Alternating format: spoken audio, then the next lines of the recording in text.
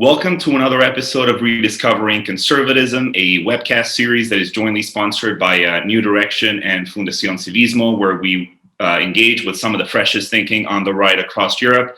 And today we are very pleased to be joined by Professor Ryszard Legutko, who is obviously the co-chairman of the ECR group in the European Parliament and also the head of the Law and Justice Party delegation there in Strasbourg and Brussels. But also, just as importantly, Professor Legutko is an acclaimed philosopher and political theorist. He taught for many years at Jagiellonian University in Krakow, where he is currently tuning in from. And he has authored a wide range of philosophical texts on Socrates, Plato, and the notions of liberty, toleration, and a range of other fascinating topics. And Professor Legutko is also perhaps best known as a writer for authoring in 2016 The Demon and Democracy, which is a book that was widely read on both sides of the pond. But he has also more recently authored a forthcoming title that will also be published with Encounter Books at the start of, I believe, next year, right, 2021. The book is called The Cunning of Freedom, Saving the Self in an Age of False Idols. And we very much look forward over the course of the hour today to discuss both titles and how Professor Legutko sees the arguments in both books applying to our current predicament across the West. But I really want to start, Professor, here with The Demon and Democracy, because that was a very impactful book for a lot of people.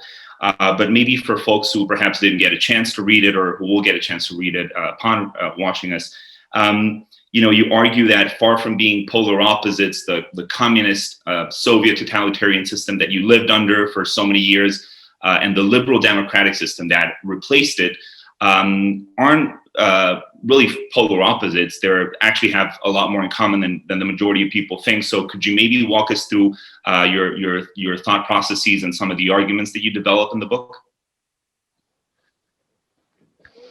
Yes, well, thank you for having me on the show, and I'm delighted to be here and to talk about very important things. Yes, indeed, the thesis of the book was rather shocking to many. I mean, how can you say something so outlandish that the liberal democracy, which is a system of freedom and equality, how can you say that it's not much different from authoritarian or totalitarian communism? Well, I do not negate that there are important differences. Thanks God, there are differences. But what worries me is that there are so many similarities, and the argument in the book is rather complex. But to make it short, as concise and possible, what worries me here in liberal democracy, both in my country and in Europe, particularly in the European Union, is the omnipresence of politics. Everything is political. Everything has to be liberal democratic. Every institution, every nook and cranny of social life, and that resembles communism. Reminded me of communism, because in communism, under the communist system, everything had to be communist. There was no society but a communist or socialist, as we used to say, society, no art but socialist art, not morality but socialist morality, no family but socialist family. And here, everything has to be liberal democratic, right? From kindergarten, from cradle to tomb, every aspect of life, right? Even the churches, even the institutions that are inherently or should be inherently non-liberal and non-democratic, such as education, right? School, school is essentially asymmetric because there are those who teach and there are those who are being taught. Or family. Family is not an egalitarian institution, it's an authoritarian institution. Or the churches, right? The church is also an authoritarian institution and should be authoritarian institution. So I'm worrying that everything tends to be liberal democratic, which means that everything tends to work according to the same mechanism, and people are more and more alike. And there is this cacophony of the same slogans, the same associations, the same rhetoric everywhere. It's so unpleasant because you feel that the atmosphere is stuffy. You cannot hence the phenomenon on political correctness, that you cannot dissent from what people believe to be the obvious, right? Orthodoxy. You cannot be different because immediately you are an enemy. You have to be condemned, right, or ostracized, or even punished, as the case may be. So yes, it's Europe more and more tends to be like this. And it's become institutionalized. If you look at the European Union, it's political correctness institutionalized. Yeah. This is a fascinating point to start off, Professor, and I'm really glad that you started off just drawing this very visible comparison between two systems where, albeit they're notionally different in their orientation, the ideology that underpins both permeates life. And that's such an important point to make. And then you were arguing that it isn't just about the omnipresence of ideology, it's also that liberal democracy has a way of inflicting penalties on those who veer off from political correctness, as you were just arguing, right? And I'd like to try to bring this down to the level of the dynamics and the politics of the EU. You obviously juggled your work as an academic with serving in the European Parliament, where you're the co-chairman of the ECR group. And I wanted to see if you could maybe comment a little bit on something that we've been increasingly witness to in the EU, which is the notion of culture wars around things such as, for instance, your own country's outlook on social issues, right? The socially conservative outlook of the current Polish government. We've seen that with the recent constitutional ruling around abortion access and things of that nature. So I wonder if you could maybe, culture wars were certainly something that, as Europeans, we never expected the EU would advance or pick up on. So could you maybe kind of relate that to the EU specifically? Yes, the European Union indeed has become the major actor in this war, right? And it's become increasingly partisan, has this one aggressive ideology. I think the reason is, or part of the reason is that what we have been observing in Europe for some time is the disappearance of conservatism as a political force. And now, if you look at the political landscape, so to speak, in today's Europe, particularly in the European Union, you can see that there's not much difference between the left-wing parties and the right-wing parties. Germany and France are perhaps the best illustration of that, but not only these countries. So if you look at German Christian Democrats and Social Democrats, apart from the fact that they are members of the same coalition, right? You do not see much of a difference. So I think after 1968, speaking symbolically, Europe has shifted, tremendously shifted to the left, and the conservatives have capitulated. The European People's Party, which is the major political force in Europe, has bought the leftist agenda. They are the party of power, but as far as the ideas are concerned, they do not have any ideas of their own. The only ideas and the only agenda they have is that provided by the European left. That's why they are on the side of so-called women's rights or abortion or same-sex marriage.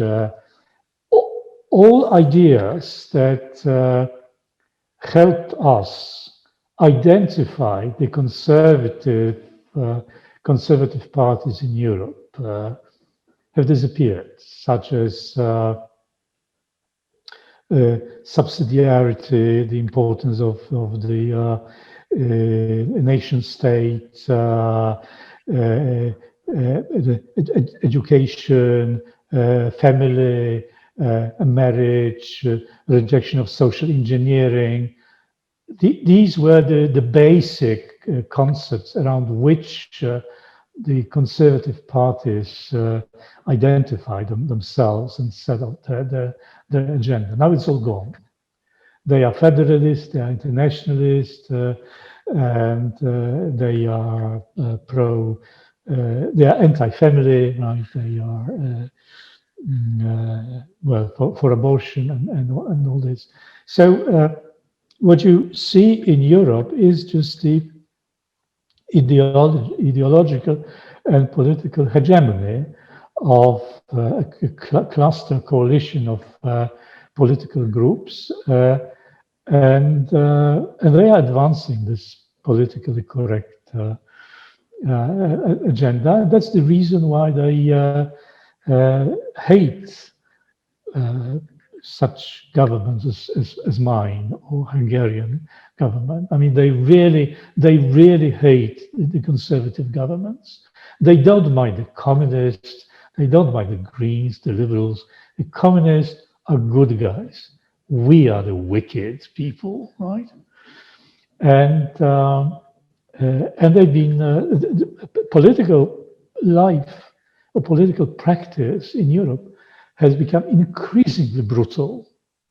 So this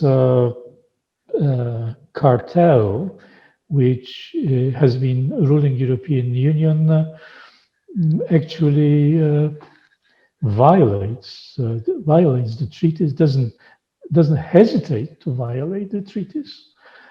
This hysterical assault on Poland because of the recent ruling of the Constitutional Tribunal is a case in point. I mean, it's just none of the business. I mean, the moral rulings, anything that touches upon the moral questions, is outside the competence of the European Union, but they won't have any of it. I mean, they're willing to resort to any means to punish us for this. So that shows the atmosphere of ideological hysteria and lawlessness.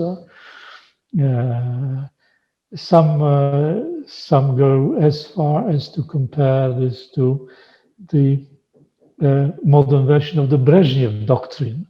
The Brezhnev doctrine, let me remind you, Brezhnev was the general secretary of the Communist Party of the Soviet Union, and the Brezhnev doctrine stated that the members of the Soviet bloc have limited sovereignty, and if they go outside the certain boundaries, then the Soviet Union is entitled to intervene militarily if it deems necessary. So nowadays, it's a modern version of the Brezhnev doctrine that the European Union, if it deems it necessary, intervene, well, thank God, not militarily, but politically, even violating the treaties and the existing laws of the land. Well, this is an incredibly timely argument you make, Professor. We're talking just in the wake of well, actually, as the recent spat around the budget deal and how the coalition of forces that you described as ruling Europe have pegged the so-called conditionality mechanism and to punish governments that dissent from this single ideological outlook. And I think a lot of our audience should be really shocked by the way that, as you say, these leaders are playing with the boundaries of the law, and their motivation really is ideological, as you've argued yourself in many cases. And one of those cases that I want to return to was the speech that you gave in response to Commission President Ursula von der Leyen's State of the Union. That was a few weeks back, I believe in Strasbourg. You gave a very compelling, persuasive speech that argued some of these same points. But I was really interested in the description you just made of a coalescence between those who want a federal Europe, those who want to undermine the sovereignty of the nation state, and on one hand, and on the other hand, an assortment of radical causes, whether that be hyper-liberalism on social issues or green radicalism on environmental issues. And those two have come together, and they now form what you called in that speech a pincer movement. And I was really interested in that specific idea that you developed in this speech. And I wonder if, just to switch maybe to a more positive tone, what do you think the role for conservatives should be in the European Parliament for the ECR group and largely, our political family? How do you think we should be making the case that along the path that Madame von der Leyen wants us to follow along lies a Europe not united but divided, and that preserving the institutions that you've talked about and preserving the sovereignty of the nation state is actually the way to allow for pluralism and to allow for diversity of opinion. So how do you think we should be making that case in the European Parliament, for instance, and beyond? As usual, it should be a complex strategy, not just one way to pursue. But I think we should start with making legal arguments. I think the ruling groups have become so impudent that they shamelessly violate the law, and should be indicated, and we should repeat it over and over again. Just to give an example, this conditionality thing, right? The rule of law mechanism. The legal services of European Council issued over the last years twice. They issued the opinion radically negative of this mechanism, and these documents are there. I mean, they are not easily accessible because that's the practice that you just hide things that are not convenient to you. They've been doing this, but it's there. I mean, it's a blatant assault on the treaties, and we should be outspoken about it. Now, another example is Ursula von der Leyen during the same session that you mentioned. She announced that she is going to have same-sex marriage kind of legally mandatory in the European Union. Now, this is outrageous too. I mean, it's a violation of Article 9 of the European Charter of Fundamental Rights, which states explicitly that the question of family and marriage are solely the competences of nation state. I mean, these are things that are ignored or silenced, but we should be making a lot of noise about it. I mean, we should be more offensive.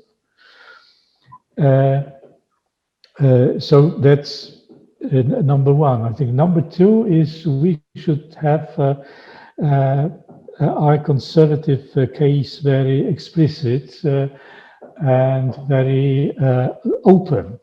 I mean, all these, the strategy which a lot of conservatives pursued before, namely that we should try to prove that we are not as conservative as it is being imputed to us, and we are really kind of, moderate and middle of the road and cozying up to the mainstream, and deep down at heart we are liberal.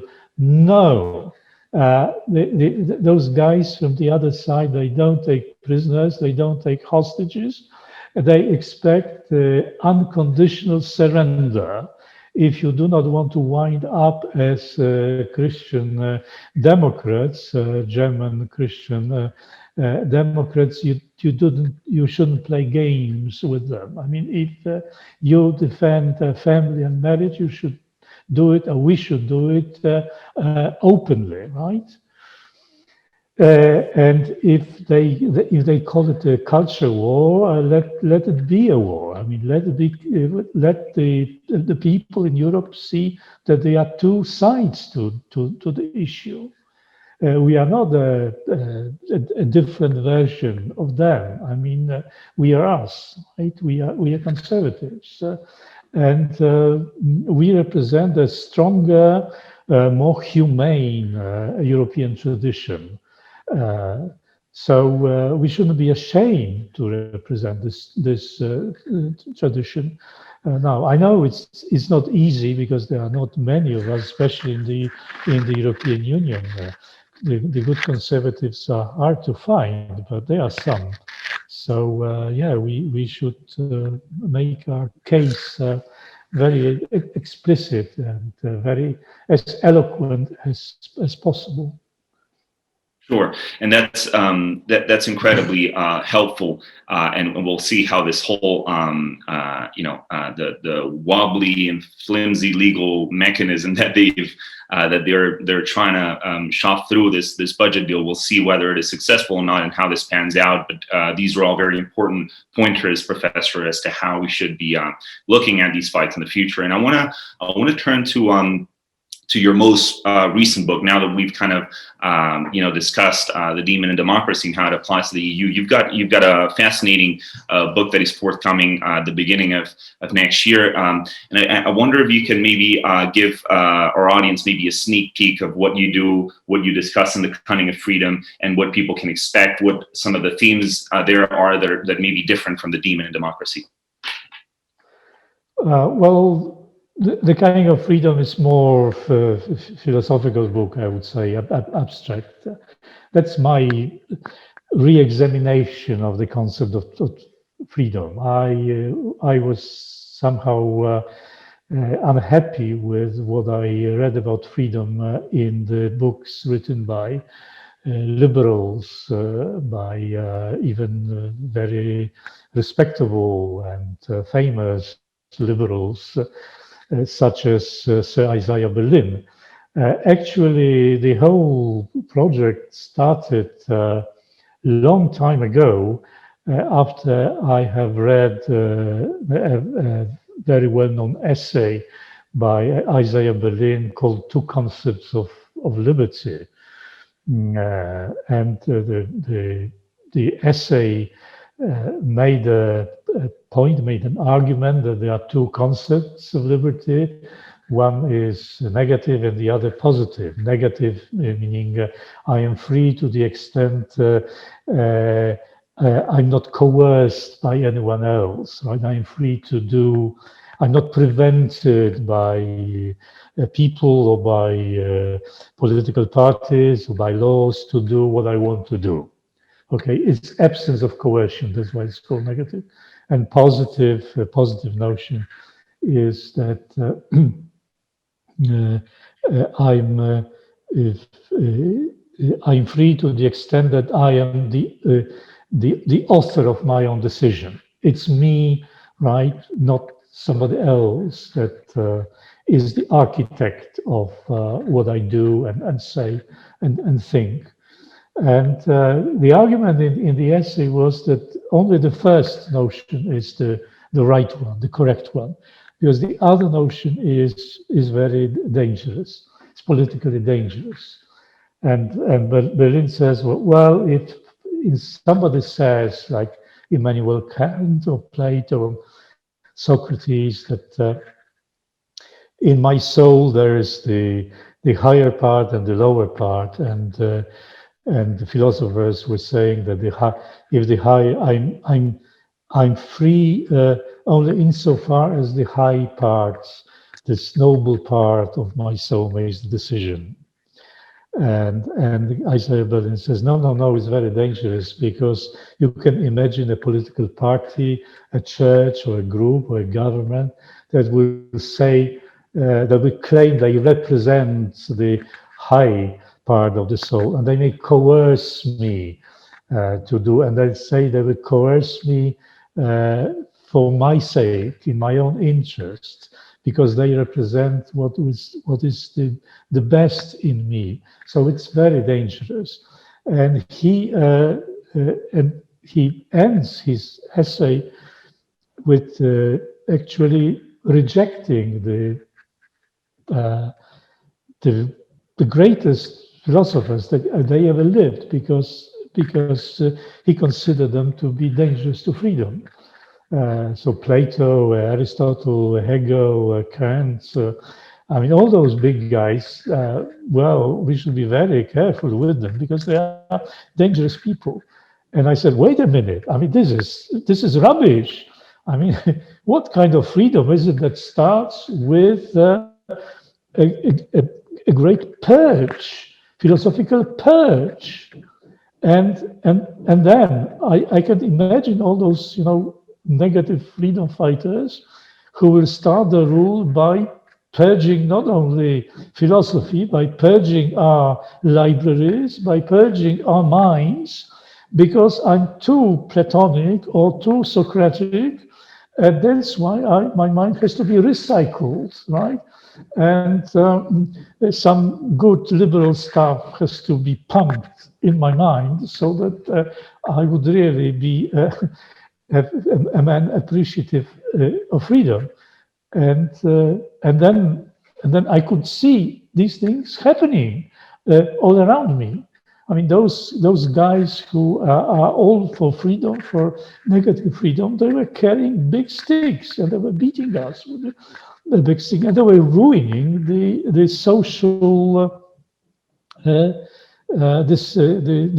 social networks. They were ruining the social fabric and the moral fabric of the society.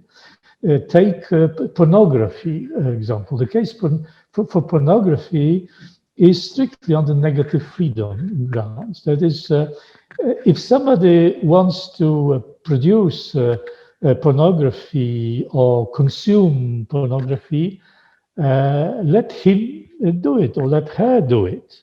If you do not want pornography, don't do it, don't watch it. It's a private decision.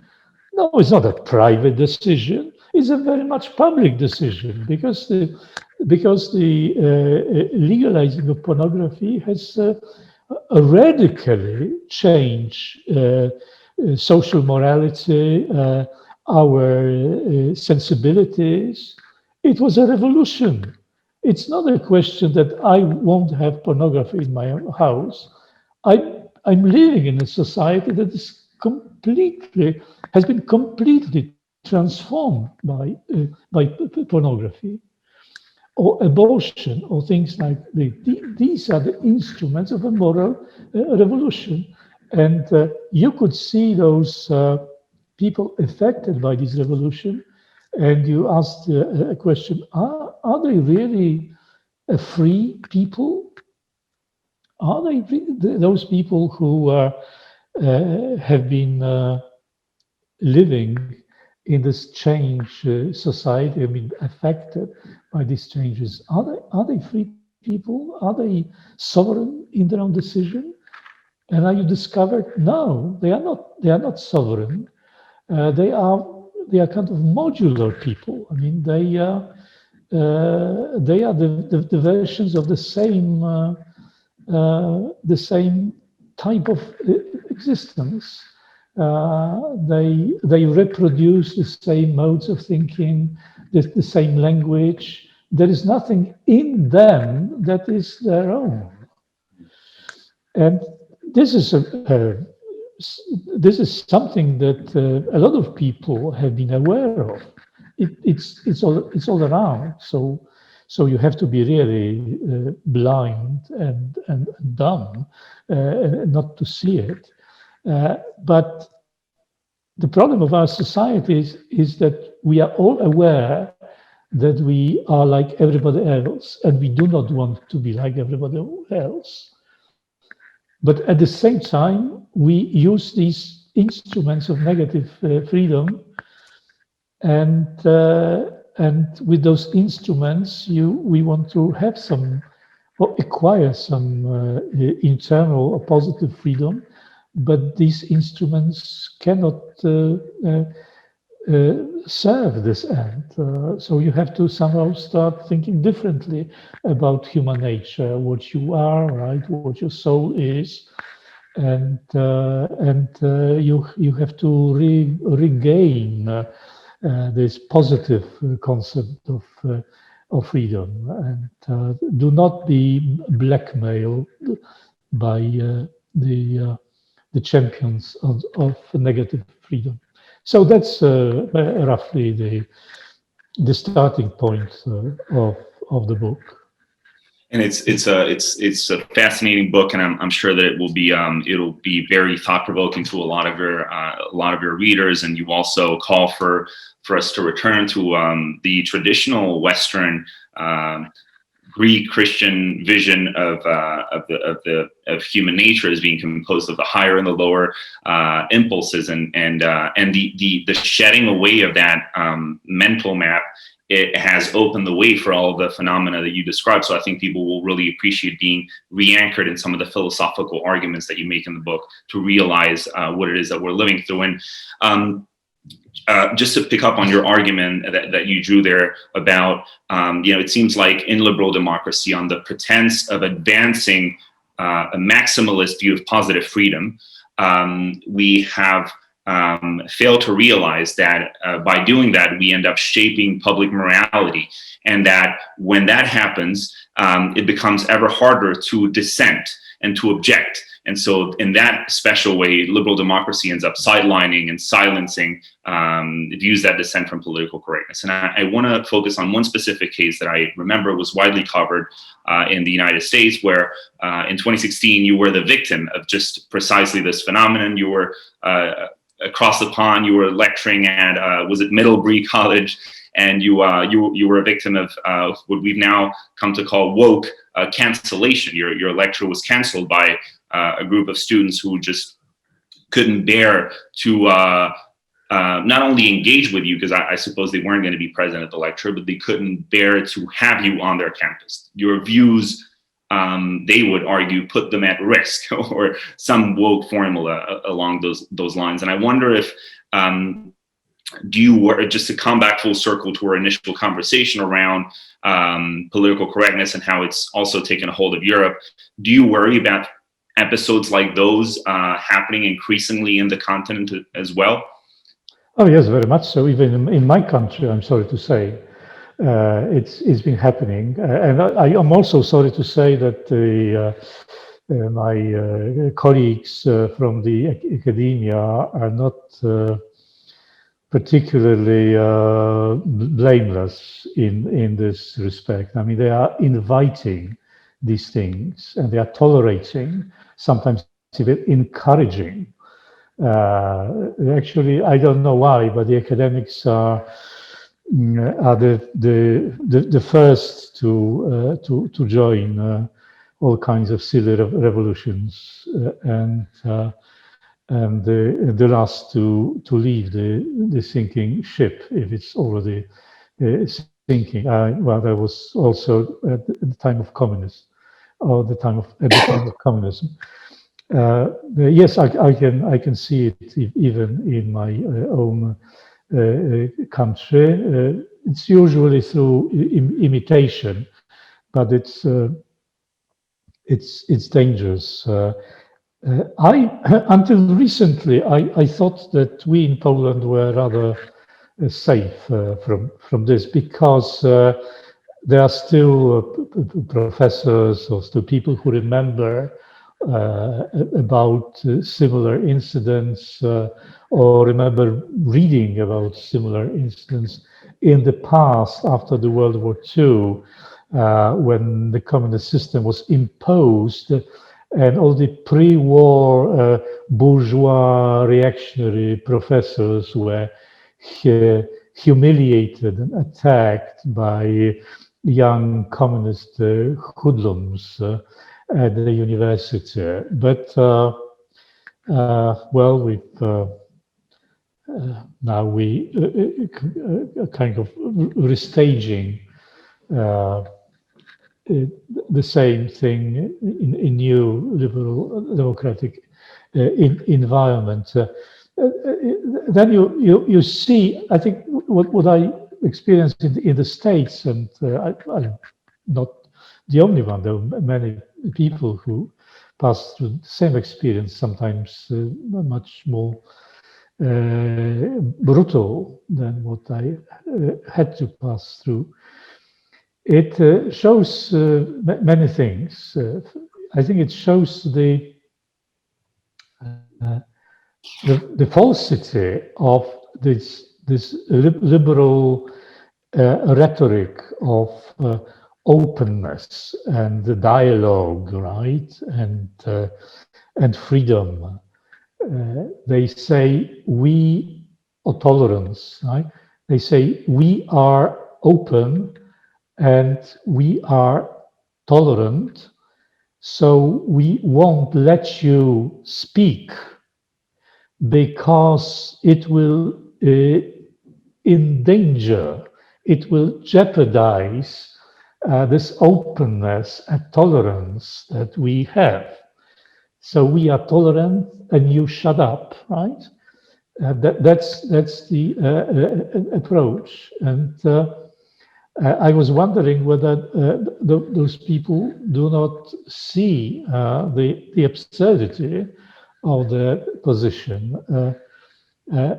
Apparently not. And it is easy to see why not. Because by having claimed these ideas of openness and pluralism and tolerance, they put themselves in a higher position. I mean, they are above the rest of us. I mean, the rest of those guys. And if they are above them, they can arrange the condition. I mean, they have taken the power, so they can arrange and they set up the conditions for the rest of mankind, right? And this is actually a way to exercise power. But these ideas, pluralism and tolerance, are instruments to exercise power, and it's a very big power, because they say you will have as much space as we will accord you, because we are in charge of openness and tolerance. So we will hold this much space for you, or for the time being, no space at all. And this is an immense power. We can hear this argument in the European Union. We can see it in the media. in the corporations. Our policy is the policy of openness. So there are certain conditions that have to be fulfilled, and you have no place in this, right? Unless you capitulate, you surrender, you will not have a possibility to descend. And if as you continue to descend, you will be punished. It's all for openness and plurality. So it's a very perfidious way of exercising power, but as you can see, it's extremely efficient. And the professor, the academics, who are not, as I said, very courageous people, they capitulated. So yes, it's nowadays this woke ideology is a ridiculous word, by the way, but the thing itself is extremely dangerous politically, and for the time being, I do not see, except in such countries as Poland or some other countries, I do not see that an opposing force is strong enough to contain this advent of the woke ideology. Yeah, and I'm very glad we took the time to unpack that dynamic, that paradox of on the pretense of advancing openness and toleration, how the standard bearers of liberal democracy end up pointing a cudgel against dissenters. And I just again, to come back full circle, I wonder if we could, and this will be my exit question. We've covered an awful lot of ground, but there's one point to end on that I think will a lot of our audience will be interested in, which is, isn't this precisely what we're seeing right now with the conditionality mechanism? I mean, one of the things you yourself and others have done, but you in The Demon of Democracy, I think the American author Rod Dreher has spoken of in similar terms of how liberal democracy has a way of affecting penalties on dissenting voices, much as totalitarianism does, although perhaps not, vital threats, not the threat of, jail terms or things of that nature, but there's certainly an economic threat. There's also a threat of social disrepute, of kind of falling down the pecking order, and that was also very much the case, I believe, under communism. And I wonder if this isn't precisely what we're seeing with the European Council squabble, to the extent that essentially it seems like this has been a turning point in European integration. It is the first time where a small coalition of countries has so deliberately, so bold-facedly used financial threats to bend the policies of governments that they do not tolerate, that they think are intolerable in the EU. So just as in the way of an exit question, just to end on this note, I wonder if you could maybe give us some pointers as to how you think that the governments of Poland and Hungary should be reacting to this strategy, and what do you think specifically? What do you think this tells us about the direction of the EU? Are we? It seems like this is a turning point. Like there's no going back to a union that respects subsidiarity, that respects plurality and a diversity of outlooks across member states. So I wonder if you could maybe give us your views on that. Yeah, the European Union seems to be resistant to any external stimuli, or doesn't draw conclusions from experience. It seems that the European Union, or the mainstream that controls the European Union, is solely motivated by enlarging their power, irrespective of the costs. The European Union has suffered several setbacks, crises, some very profound ones like Brexit, for example, or migration crisis. But nowadays we have the pandemic and the danger of economic depression and various social upheavals. And you see what the reaction is, more of the same, right? Then the torpedoes full speed ahead. And they won't be moved. People are dying, right? People are afraid of the future, and they want to punish those two dissenters, right? Those two countries. That's their priority, not the people who are dying, right? Or live in dire conditions or are afraid to find themselves living in dire conditions. No, those two villains, the Polish villain and the Hungarian villain, have to be published. You see what must be in the minds, what kind of motivation must be there. I mean, it's pathology. It's even perversion. And especially that, as I said more than once, it's completely illegal and lawless. And the sins that we have committed are nothing and compared to the sins they have been committing. In our eye is a mote, and in their eye is a beam or a huge barn, which they don't see. I mean, this is terrifying. And unless there is another deep crisis, I think they will continue this politics. Now, this conditional mechanism, which is completely illegal, if they decide to go on with it anyway, I mean, finding some other